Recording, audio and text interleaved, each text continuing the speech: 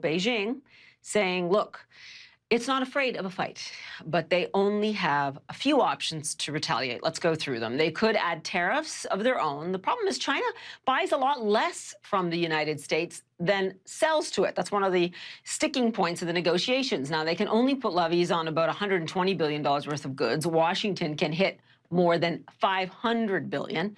China could let the value of its currency fall. Now, it would make exports cheaper, of course, and of course, it would dilute the impact of these Trump tariffs.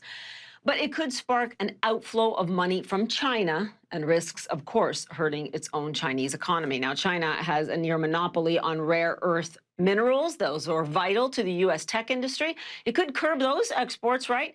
That would also hurt trade, though, with allies like Japan. Finally, think of the major U.S. companies from Apple to Starbucks that are heavily dependent on the Chinese market. Beijing could add red tape and regulations, but China's economy is slowing, and it needs the jobs and investment from those large companies. Craig Allen is the president of the U.S. China Business Council. He's in Washington.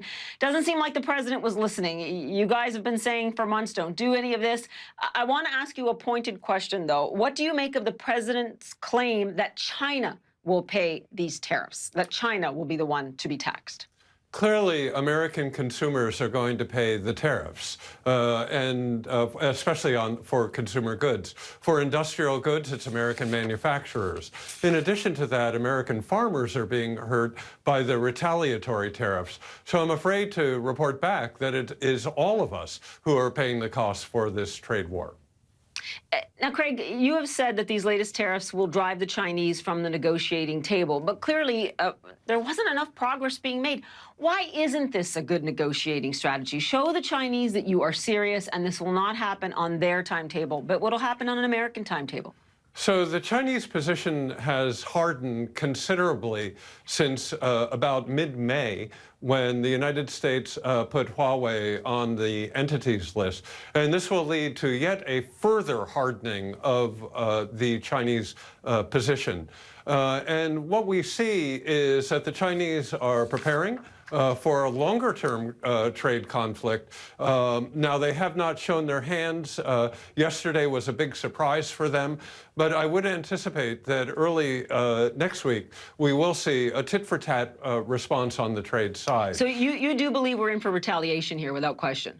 The Chinese trade policy has, for decades, been tit for tat, and I doubt that there will be any change in that policy. And from yesterday's statements by the Ministry of Foreign Affairs, the Chinese are intending to react. Now, that said, they've been very calibrated in their response to the U.S., so I'm not anticipating that this will get out of control.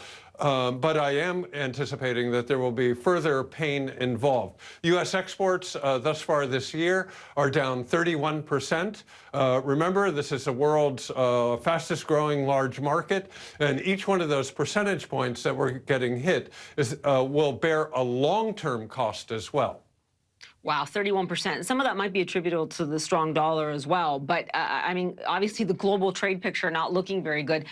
But you had said that, OK, there could be retaliation. If this escalates, American business is on tap for what? You said that you worried about regulatory scrutiny, delays in licenses and approvals. Right. How hostile of an environment could China be for American companies going forward? Well, again, I would emphasize that the Chinese have been very calibrated in the response, and there has not been actions against American property or American companies or American citizens in China. However, nationalism is rising rapidly in China. There's a recent survey by the Brunswick Group that says 57% of Chinese citizens have avoided buying American products since the trade war began. So we must be careful. This is not a short-term game. This is a long-term game, and I am especially concerned that structurally we will lose market share in this very rapidly growing market, and that will have a longer-term impact on our farmers, ranchers, workers, and companies.